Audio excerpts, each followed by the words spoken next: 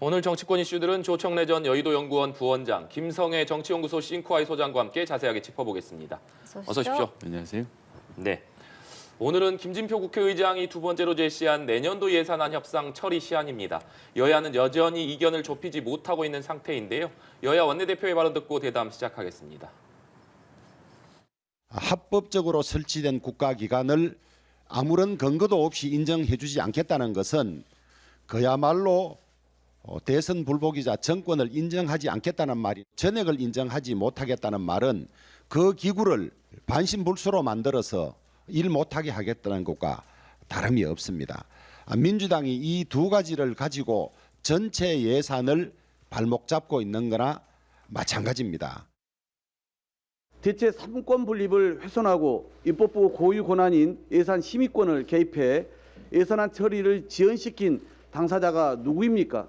여당의 협상에 정권은 주지 않은 채 시시콜콜 주문만 하는 대통령과 정부의 기만적이고 무책임한 모습이 내년도 예산안 처리를 막고 있는 것입니다. 이제는 결단의 시간입니다. 국민의힘이 진정 국정에 무한 책임이 있는 집권 여당이라면 더 이상 대통령 심기 경호에만 쩔쩔매지 말고 즉각 의장 중재안을 수용할 것을 촉구합니다.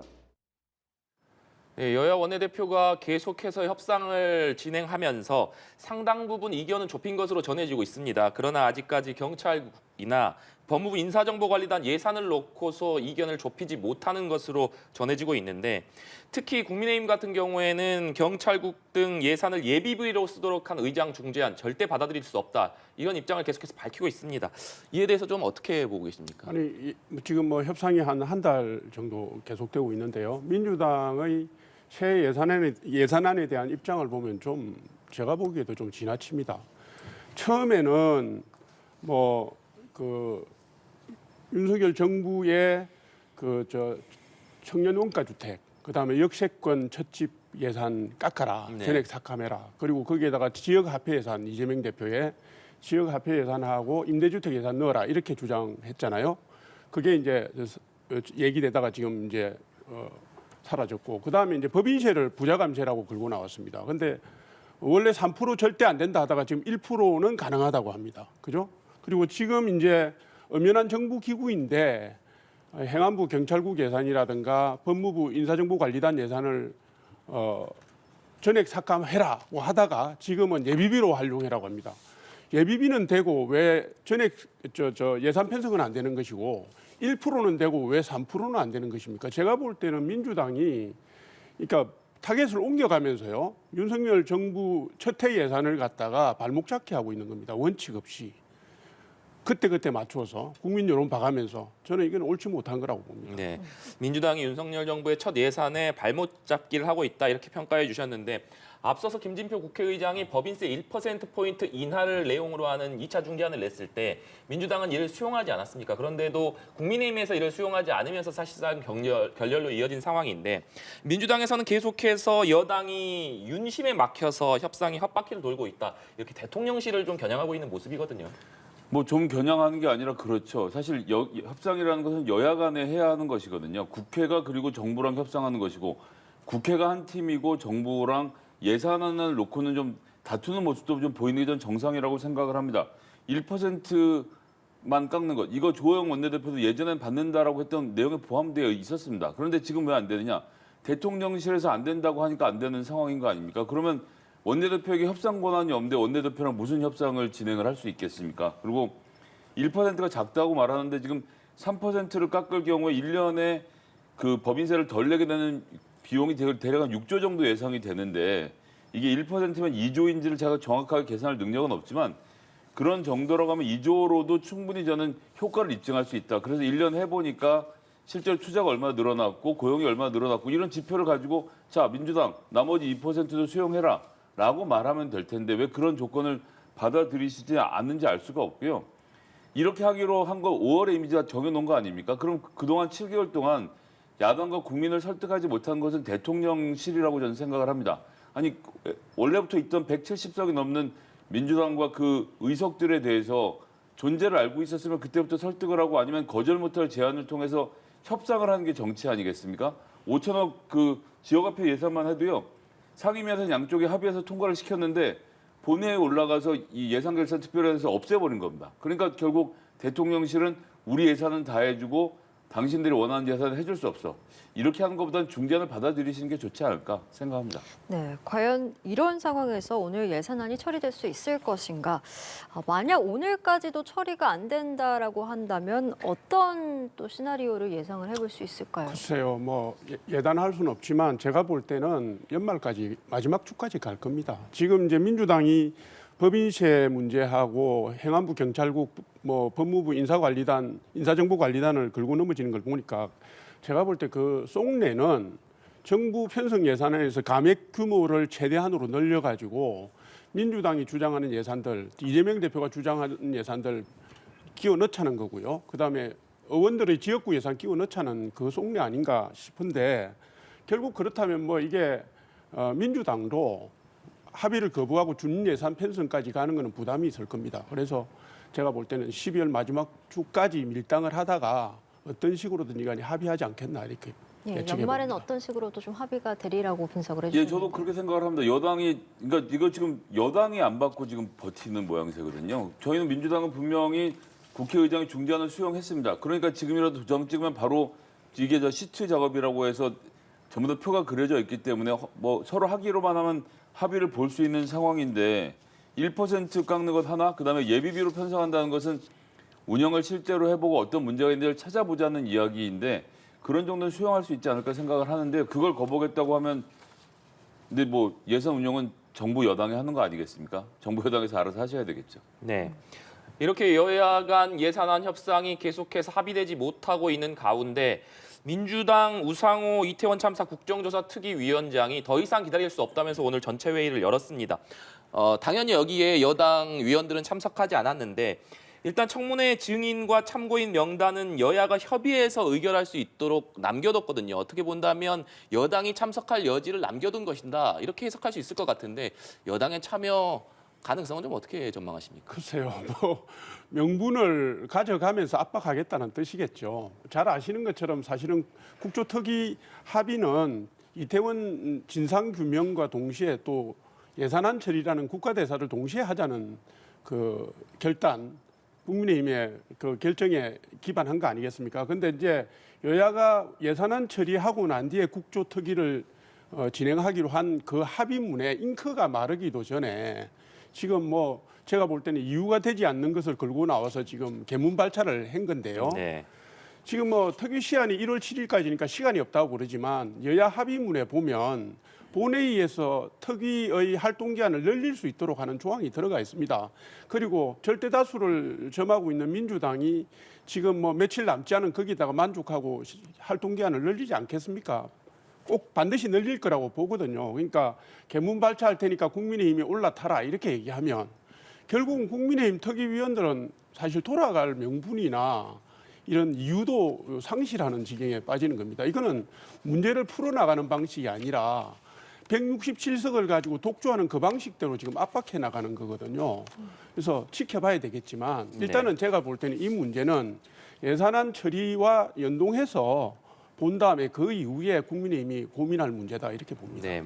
말씀해 주셨지만 국민의힘에서는 급한 것은 예산안 처리다. 일단 예산안 처리부터 한 다음에 국정조사에 관해서 논의해야 된다. 이런 입장을 계속 고수하고 있는 상황입니다. 그래서 국회의장의 중재안에 합의했습니다. 이게 하시죠라고 국민의힘에 던져놓은 건데 국민의힘이 거기에서 시간을 끌면서 국정조사도 못하겠다. 지금 49제도 지나갔지 않습니까? 49제도 지나가고 지금 뭐 지난번에 세월호 때도 보면요. 결국 청문회 못했습니다. 시간 끌고 그땐 91일이나 기간을 줬는데도 못했던 전례가 있죠. 장재원 의원처럼 당내에서 영향력이 막대하신 분이 나와서 국정조사는 결국 대통령 퇴진운동으로 가는 거 아니냐라는 그런 모진 말씀을 하십니다. 아니 대통령이 이번 참사를 일으키신 주인공입니까? 이분이 무슨 뭔가를 잘못해서 참사가 일어나도록 방조하신 분인가요? 지금 야당이 그렇게 주장을 하고 있습니까? 진상을 규명하자라고 하면 여야가 같이 모여서 하면 될 문제인데 왜 이렇게까지 옛날에 박근혜 정부 시절을 생각하시면서 그러는지 그때 그들이 잘못했던 것들은 거기다 묻어 놓으시고 이 문제는 오히려 대통령이 좀 더 진취적으로 나가서 진상 규명을 해서 국민들의 마음을 풀어주시는 쪽으로 왜 방향을 못 잡으시는지 잘 모르겠습니다. 알겠습니다. 자, 이쯤에서 오늘 나온 여론조사 결과들도 좀 살펴보겠습니다. 먼저 윤석열 대통령의 국정수행 평가와 관련된 여론조사인데요. 5개월여 만에 지지율이 40%대를 회복했습니다. 특히 중도층과 20대 지지율이 6월 이후에 지금 최고치가 나오면서 지지율을 견인한 것으로 분석이 되고 있는데 먼저 지지율 상승세 좀 어떻게 분석을 하십니까? 지금 뭐 말씀하신 것처럼 뭐 중도층 20대뿐만 아니라 민주당 야당 지지층들도 일부 소폭 상승을 했는데 이게 이제 윤석열 대통령 정부의 출범이라는 게 나라를 정상화시켜 달라는 국민들의 요구가 응축돼서 나타난 거 아니겠습니까? 그래서 제가 볼 때 임기 6개월을 넘기면서 지지율이 상승하는 것은 사실은 첫 번째로 얼마 전에 있었던 화물연대의 불법 대응에 원칙적으로 대응한 부분이 영향을 미친 것 같고요. 조사 결과를 보면. 그다음에 15일인가 국정과제 점검회의에서 나타난 정돈된 소통도 영향을 미쳤고, 그다음에 노동, 연금, 교육 계획이라고 하는 국정개혁 드라이버 이 부분도 지금 윤석열 다음으로 비춰지고 있고, 임기 초반에 여러 가지 실수들 그리고 그런 부분에 대한 학습 효과와 더불어서 범야권의 윤석열 대통령에 대한 낙인 찍기가 제가 볼 때 부분적으로 효력을 상실하고 있다. 이런 등등의 이유가 작용한 것 같고요. 공정 상식 원칙으로 대변되는 윤 대통령 다움이 이제 표면적으로 나타난 거 아닌가, 국민들이 기대를 갖고 있는 거 아닌가. 아마 점차 지지율이 조금 더 완만하게 상승할 거다, 저는 이렇게 예측합니다. 조금 더 완만한 상승세가 전망된다 이렇게 분석해 주셨고, 보시면 지금 중도층뿐만 아니라 진보층에서도 좀 상승이 있었습니다. 어떻게 좀 보셨습니까?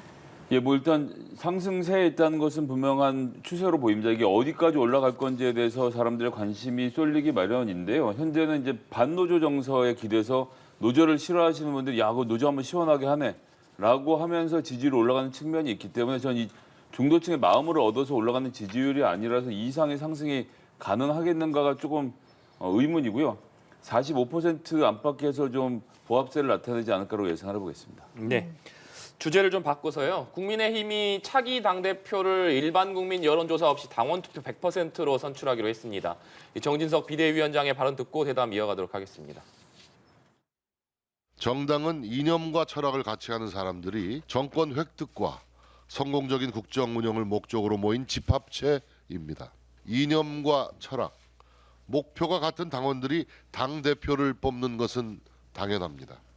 당대표는 당원이 뽑고 당원이 당의 의사결정의 중심에 서야 합니다. 이 원칙을 부정하거나 폄훼해서도 안 됩니다. 그러니까 현재는 국민의힘에서 당대표를 뽑을 때 당심을 70% 그리고 일반 여론조사, 국민 여론조사 결과를 30% 반영하기로 되어 있는데 이것을 아예 당원들의 의견만 100% 반영하는 방식으로 바꾸기로 결정을 했습니다.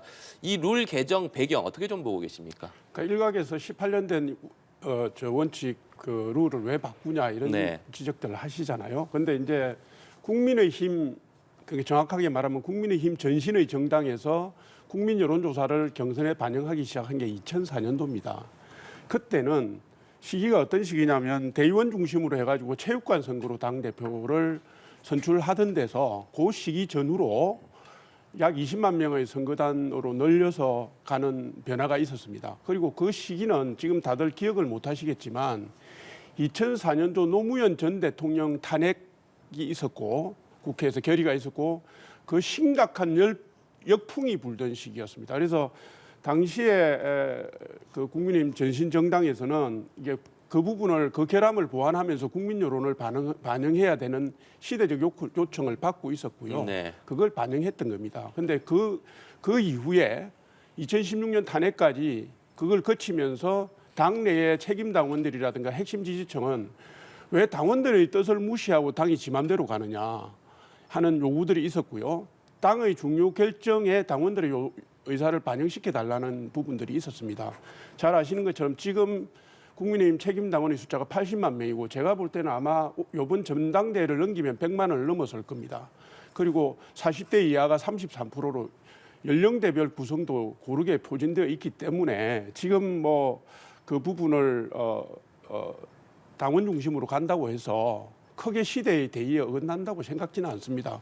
정상화되는 과정으로 좀 봐주시면 좋겠다 이 말씀드립니다. 그런데 일각에서는 이렇게 룰 변경으로 인해서 이것이 결국에 윤심이 담긴 것이 아니냐, 비윤 속가내기가 아니냐, 뭐 이런 이야기들이 있습니다. 특히 유승민 전 의원 같은 경우는 좀 강하게 반발을 하기도 했는데 이로 인해서 좀 당내 갈등이 또 심화되는 게 아니냐라는 우려도 나옵니다. 근데 이제 윤심이냐 아니냐 그거는 뭐 보는 사람의 논란 시각에 따라서 논란의 여지가 있다고 보지만 여론조사 무조건 좋은 건 아닙니다. 제가 한 가지만 말씀을 드릴게요. 당에서 이제 예를 들면 7대3, 5대5 이런 룰을 썼습니다. 근데 이걸 돌려보면 실제로 여론조사 샘플 2,000 샘플을 잡았을 때 여론조사에 응하는 샘플 하나가 선거인단 수백 명하고 이렇게 맞먹는 표의 등가성에 심각한 문제가 있고요. 또 여론조사는 조사 기관마다 다르지 않습니까? 객관성을 담보를 해내기가 매우 어렵습니다. 그래서 전 세계 어떤 정당도 여론조사를 근거로 해서 대표를 뽑지는 않습니다. 그래서 이 부분은 지금 당장 마땅한 대안을 만들기는 힘들지만 장기적으로 볼 때 대안을 만들어 가야 되고 과도기적인 과정에 지금 당의 결정이 있다 이렇게 보시면 되고요. 시기적으로는 전당대회가 있을 때 룰을 논의를 하는 것이지 전당대회도 없을 때 미리 전당대회 룰을 토론하지는 않습니다. 지금 그래서 그 시기가 적절하냐 않느냐의 논란은 있는데 부득이한 사정도 있다 이렇게 말씀드리겠습니다. 그런데 아무래도 지난번 전당대회 당시에 이준석 대표가 선출될 당시에 당심과 다르게 사실 국민 여론조사 지지가 높은 상태 속에서 이준석 대표가 당선이 됐고 네. 최근 여론조사 결과도 일반 국민 여론조사에서는 유승민 전 의원이 좀 높게 나오고 있는 상태지만 또 국민의힘 지지층만을 대상으로 한 여론조사에서는 다른 결과가 나오고 있는 상태 아니겠습니까? 네네. 그렇기 때문에 계속해서 이런 좀 해석들이 나오고 있는 것 같은데 아마도 그 논란은 뭐 끝날 때까지 잠잠해지지 않을 겁니다. 근데 이제 아까도 말씀드렸다시피 당원들의 의사를 반영하면서 국민의 뜻을 반영할 수 있는 객관적으로 과학적으로 반영할 수 있는 방법을 지금은 정치권이 찾지 못하고 있지 않습니까? 만약에 제가 볼 때 국민의힘이 이번에 당원 100%로 가면 다음에 민주당도 아마 벤치마킹을 할 거라고 저는 생각합니다. 어떤 방안을 만들든지 간에 최적의 대안은 없다. 네. 예, 뭐 차선의 대안이다 이렇게 이해해 주시면 예, 좋겠습니다. 상대당의 이야기긴 합니다만 당신 100%룰 변경이 글쎄요 당권 주자들에게 어떤 영향을 좀 미치려고 분석을 하고 계신지도 궁금합니다. 이게 이름을 떠올려 보면 되게 쉬운 문제인데요. 권성동, 김기현, 윤상현, 나경원, 안철수 이 이름들을 떠올려 보면요. 70대 31대랑 90대 11대랑 100대 01대가 어떻게 다른지를 사실 잘 모릅니다. 근데 확실하게 알 수 있는 건 유승민이 들어가면 70대 30이랑 100대 0이 완전히 다르겠구나를 알 수 있죠. 그러니까 이번 룰 변경은 유승민 의원을 솎아내기 위한 것 이상도 이하도 아니죠. 나머지 의원들이 알아서 다 겨루겠지만 룰 변경에서만큼은 유승민 의원 배제 외에는 다른 방법을 생각해낼 수가 없겠네요. 알겠습니다. 민주당 이야기로 좀 넘어가 보도록 하겠습니다. 민주당이 보류 끝에 결국에 박지원 전 국정원장의 복당을 승인했습니다. 분란의 씨앗이 될 수 있다. 한 번 배신한 사람은 또 배신한다. 이런 반대 목소리도 당내에서 분명히 있었는데 일단은 그럼에도 불구하고 지금 민주당이 박지원 전 원장을 복당한 그 배경은 또 어떻게 보고 계신지요? 일단 정당은 모을 수 있는 사람 최대한 모아서 가는 게 원칙이죠. 그래서 탈당했던 분들도 다 복당을 받아들이고 천정배, 정동영 의원도 비슷한 시기에 같은 이유로들 탈당하셨는데 다 복당이 되지 않았습니까? 그럼 이재명 대표 입장에서는 한 사람이라도 우리 편으로라는 구호를 당연히 내세울 수밖에 없는 상황. 굳이 들어오겠다는 분을 내쳐서 바깥에서 화를 나게 만들면 배신이 아니라 당장부터 화를 낼 거 아닙니까? 오히려 같은 팀으로 묶어놓는 것이 낫겠다라고 판단하는 것은 뭐 정치적으로 굉장히 당연한 수순이라고 생각합니다. 네, 그럼에도 불구하고 아무래도 문재인 정부 관련 수사 대상에 지금 박지원 전 원장의 이름을 오르락내리락하고 있기 때문에 당으로서 좀 부담이 될 수 있지 않았겠느냐라는 목소리도 있는데 이 부분은 어떻게 보세요? 이게 무슨 저축은행 비리 사건에 연루된 것도 아니고요. 정책적 판단에 대한 결정에 대해서 국민의힘 특히 죄송합니다. 국민의힘이 아니라 검사들이 문제를 삼고 있는 것인데 그건 뭐 정당이 안고 가야 될 숙제라고 생각합니다. 알겠습니다. 네, 알겠습니다. 주제를 좀 바꿔서요. 감사원이 문재인 정부의 통계 조작 의혹을 감사하고 있습니다. 이 소득주도 성장이나 부동산 가격과 관련된 통계들을 고의로 왜곡했고 이 과정에 청와대가 개입한 것 아니냐 이렇게 판단하고 있는 것으로 전해졌는데 역시 국민의힘에서는 철저한 감사를 요구하고 있는 반면에 민주당은 이 역시 전 정부의 모욕주기의 일환 아니냐 이렇게 강하게 반발하고 있는 상황입니다. 현 상황은 좀 어떻게 보고 계십니까? 근데 이게 이제 21세기 대한민국에서 국가 통계를 다루는 통계청의 통계 조작 논란이 나오는 게 굉장히 안쓰럽고 안타깝습니다. 이게 이제 선진국에서는 있을 수 없는 일이거든요. 국가 통계 기초에서 국민 경제에 계획도 세우고 국민 생활 개선의 방안도 만들고 하는 건데 2018년 8월에 당시에 황수경 전 통계청장이 13개월 만에 경질이 됐습니다. 사임이 아니고 경질이 됐는데 이게 아마 1분기 저소득층의 소득이 급감하면서 이게 양극화가 심화된 통계청의 결과를 보고 당시에 여권 전체가 분노를 했거든요. 그 당시 2018년 5월에 문재인 대통령께서 최저임금 인상의 긍정적인 효과가 90%다 이런 말씀을 하셨어요. 당시의 내용을 보면 소득주도 성장에 그 주 52시간 최저임금 인상 이것 때문에 하위 소득 하위 20%의 소득이 37% 격감했다는 내용들이 그 당시에 언론을 장식하고 있었습니다. 이걸 대통령께서 언급하심으로 해서 사실상 가이드라인을 제시한 거거든요.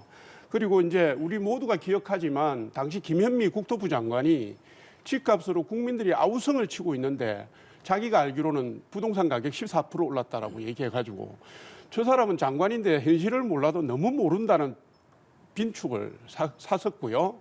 이게 이제 통계청하고 직접 관련은 없습니다만은 탈원전 정책 때문에 월성 1호기 경제성 조작 혐의가 검찰의 수사 대상이 되고 수사가 됐습니다. 이런 부분들이 다 문재인 정권에서 있었던 거거든요.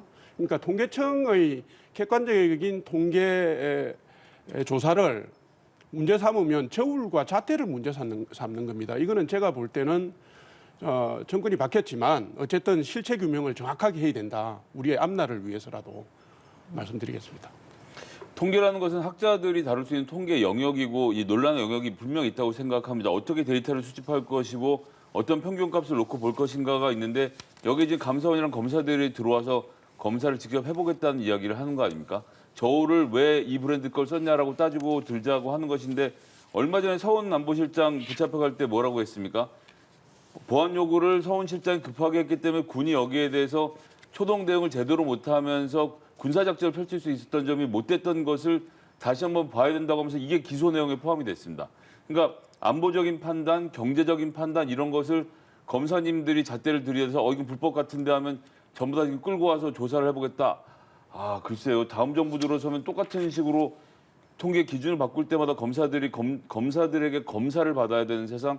전 학자들의 논쟁의 영역을 다 법으로 재단하려는 윤석열 대통령의 태도는 좀 과하시다는 말씀 좀 드리겠습니다. 알겠습니다. 저희 오늘 두 분 말씀은 여기까지 듣겠습니다. 지금까지 조청래 전 여의도연구원 부원장, 김성회 정치연구소 싱크와이 소장과 함께했습니다. 말씀 고맙습니다.